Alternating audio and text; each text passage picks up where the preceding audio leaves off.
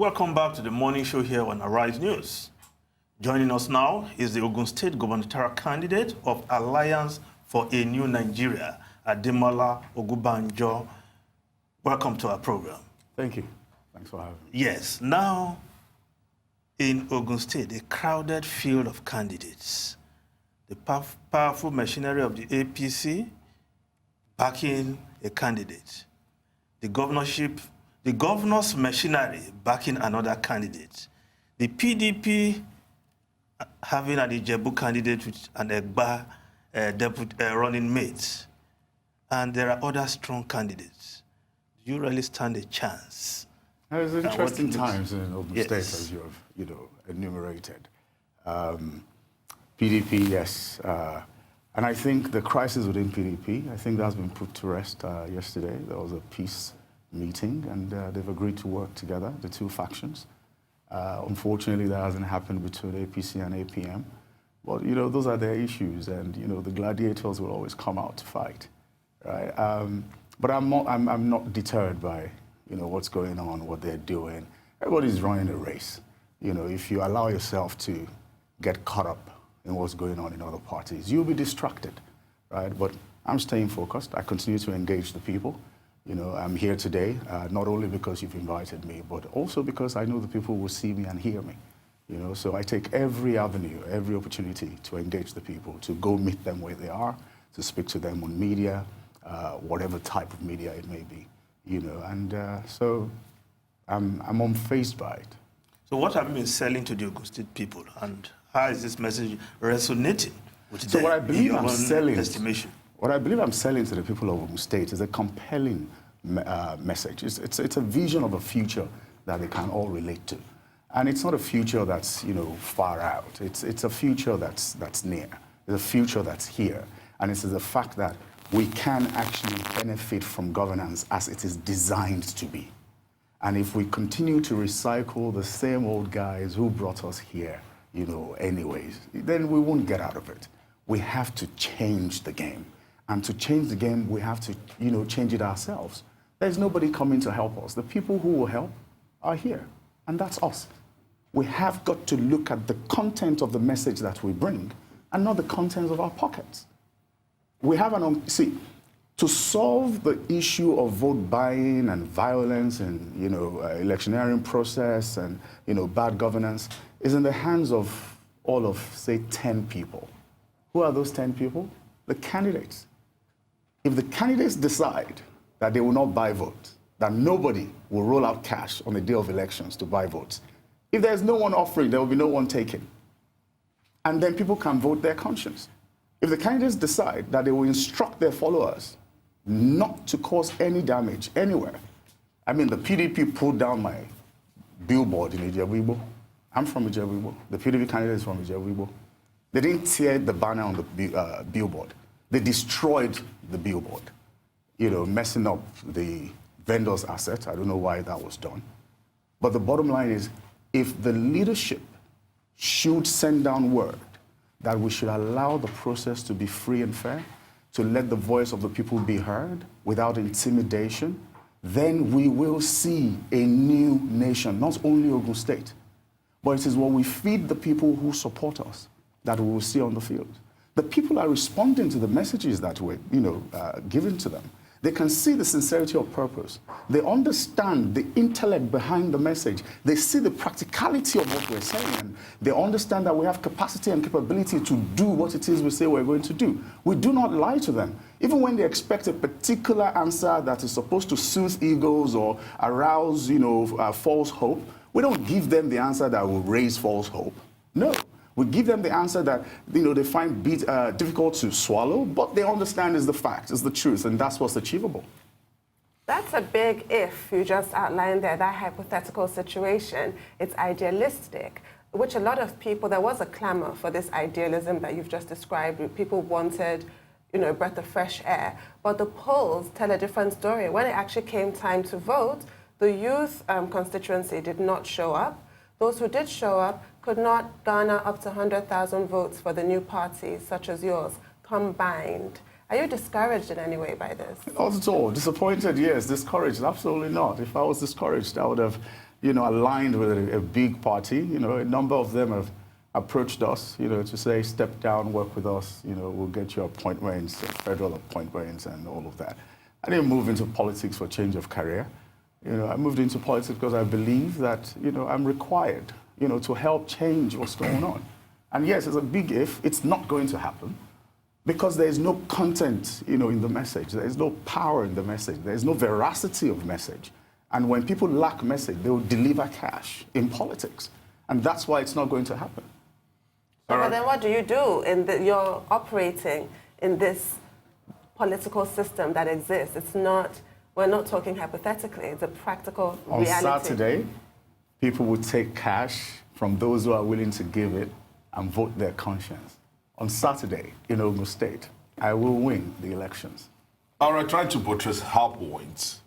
They're saying that Ogun State will be a power of the godfathers, looking at Chief Olusegun Obasanjo on one side, the Vice President Yemi Osinbajo on another side, Oshoba on one side, Governor Mosu on the other side. And they're saying that the likelihood of somebody actually winning will come from these political actors actually pulling the strings from the background. I know you're not affiliated to several of these bigwigs. Yes. So here's the deal. 2 Saturdays ago, Obasanjo lost his polling unit, to APC. Has he ever won that polling unit? It never ever, But right? even when So he was contesting presidency, does that really count? So when people say, big wigs like Obasanjo, the man has 1 vote.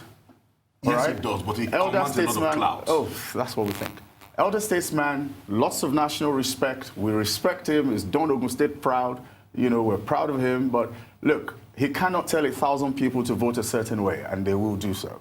Yeah, let's face that. On the APM side, the governor as well. I mean, he has this, the power of incumbency, which oftentimes means you control the police, and you control the treasury. All right? But what's going to happen is because he's working against APC, the federal might will come as well.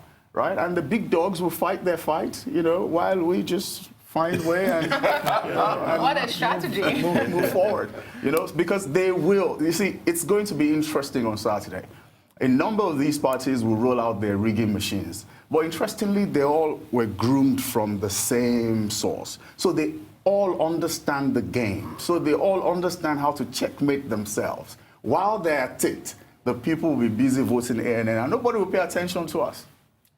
Well, you condemned the processes and the procedure for the just concluded presidential and National Assembly elections.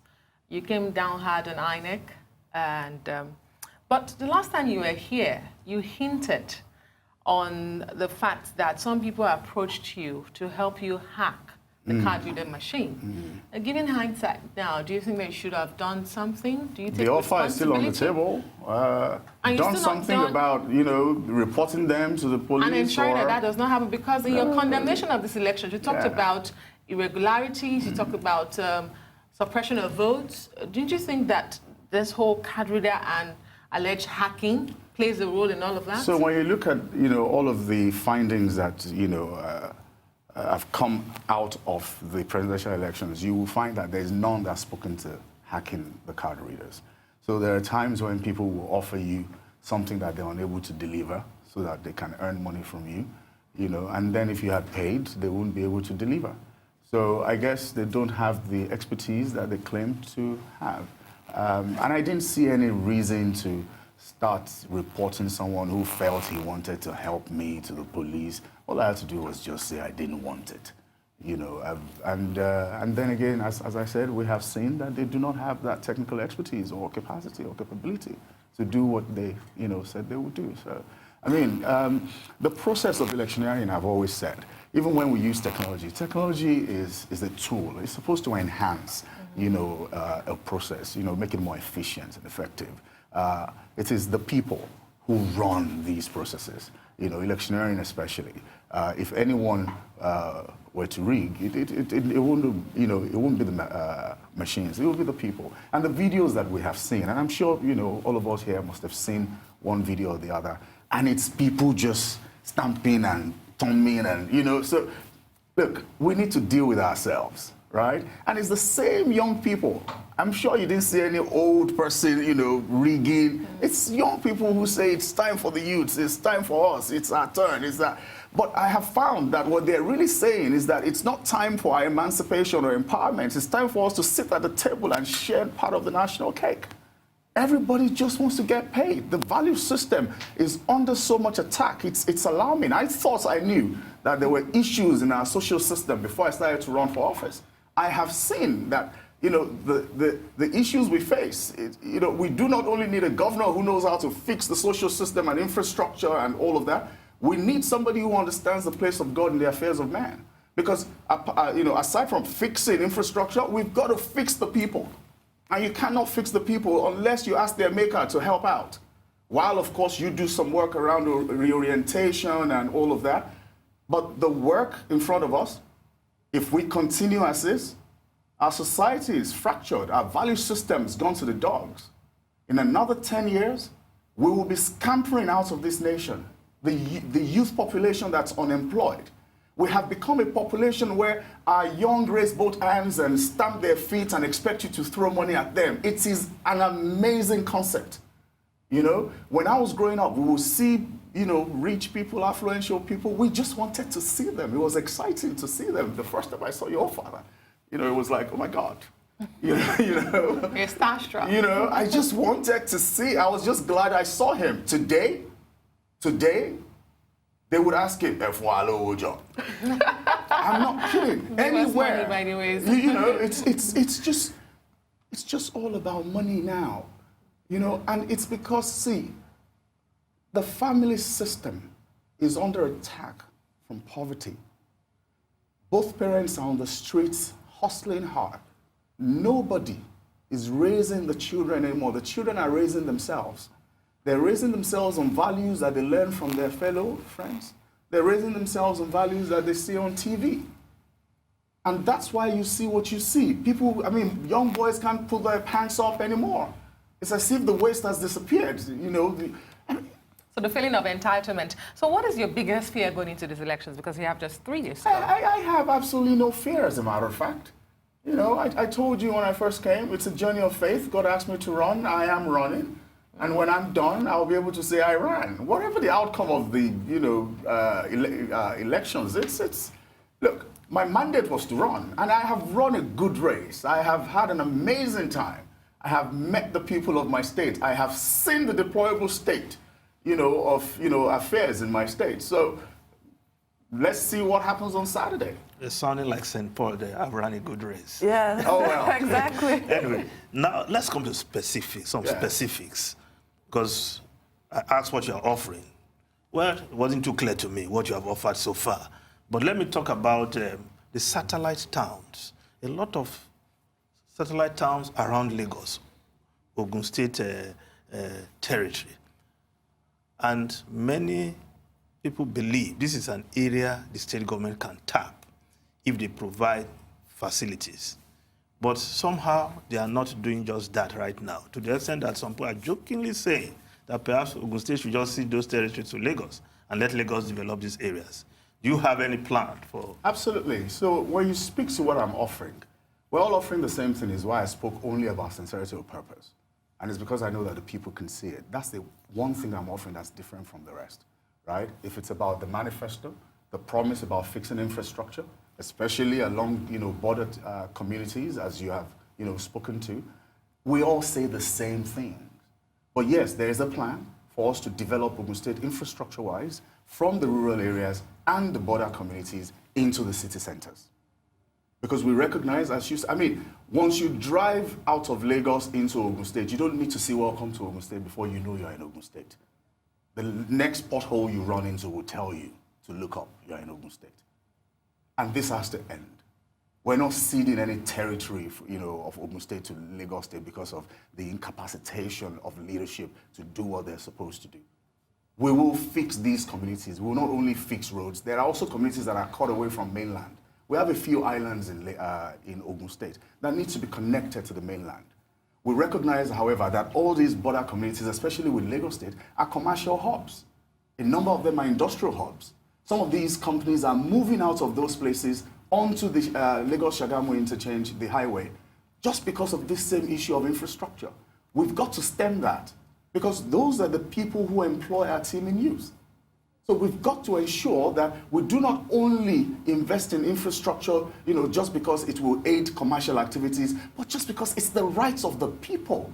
It is the job that we have taken. And if you cannot do it, just step aside and let somebody else do it. And don't hold the entire state, to ransom. So yes, we have seen the roads. We've seen how deplorable they are. And we will fix them. And not only those ones at the border communities. You need to move into Ogun State, especially Ogun West. My people in Ogun East will say, oh, our roads are bad. And I say to them, have you been to Ogun West? It will shock you what goes on there. You would wonder whether these people vote or not. So we have a lot of work to do. And we will start as soon as we hit ground. Good note to end that. Ademola Ogunbanjo, governorship candidate of the Alliance for New Nigeria. Many thanks for coming on the show this morning. Thank you for having me. And we do wish you the very best on Saturday. All the best. Thank you. All the best.